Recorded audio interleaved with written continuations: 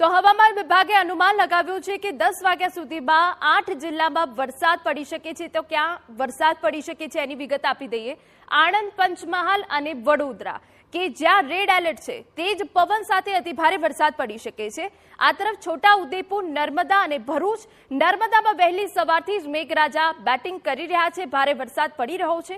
આ તરફ સુરત અને ભાવનગર, સુરતમાં પણ વહેલી સવારથી જ વરસાદી માહોલ જામ્યો છે, ધોધમાર વરસાદ પડી રહ્યો છે અને હજુ પણ વરસાદનું રેડ એલર્ટ છે, એટલે આગામી કેટલાક કલાકો હજુ પણ આવો વરસાદ પડી શકે છે, ભારે વરસાદ પડી શકે છે। 8 જિલ્લામાં વરસાદનું રેડ એલર્ટ છે, જ્યારે 16 જિલ્લા એવા છે કે જ્યાં વરસાદનું યલો એલર્ટ છે, ગાજવીજ સાથે ભારે વરસાદ પડી શકે છે। જો કે વહેલી સવારથી દક્ષિણ ગુજરાતના જિલ્લાઓમાં વરસાદી માહોલ જામ્યો છે।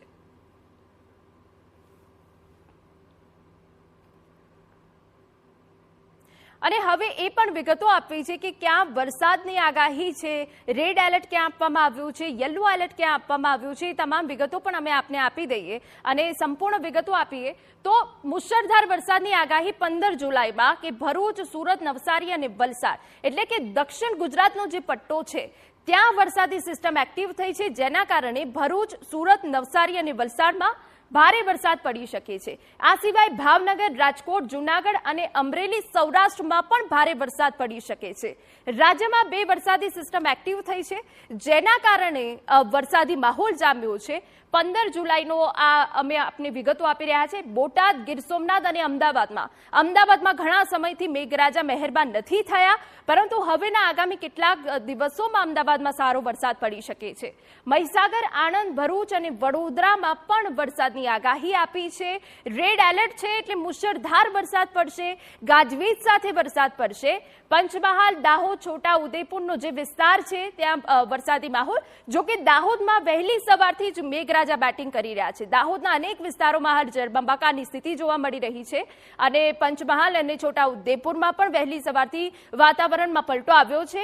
નર્મદામાં પણ વરસાદ પડી રહ્યો છે, નર્મદામાં સરેરાશ જોવા જઈએ તો 5 ઇંચ જેટલો વરસાદ પડ્યો છે।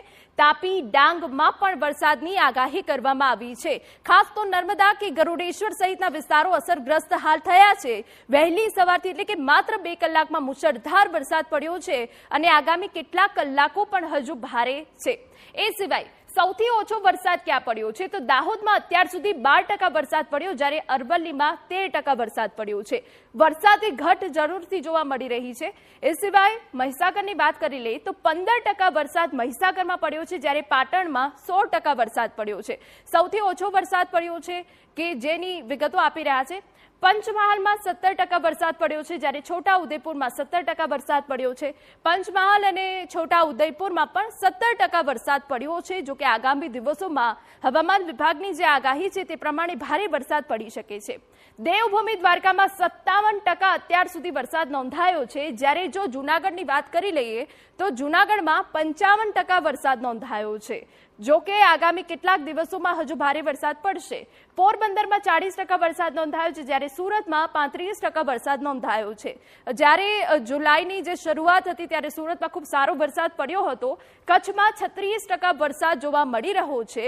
જો કે જે આગાહી કરવામાં આવી છે તેમાં મધ્ય ગુજરાત અને દક્ષિણ ગુજરાતના હજુ જિલ્લાઓમાં રેડ એલર્ટ છે, ભારે વરસાદ પડી શકે છે। તો આ જે વરસાદની ઘટ છે તે સરેરાશ થઈ જશે તેવું લાગે છે। સૌથી વધુ વરસાદ છે તો કચ્છમાં 36% વરસાદ નોંધાયો છે। જી હા, સૌથી વધુ વરસાદ કચ્છમાં નોંધાયો છે। જો કે આગામી કેટલાક કલાકો અને આગામી કેટલાક દિવસોમાં હજુ ભારે વરસાદ પડી શકે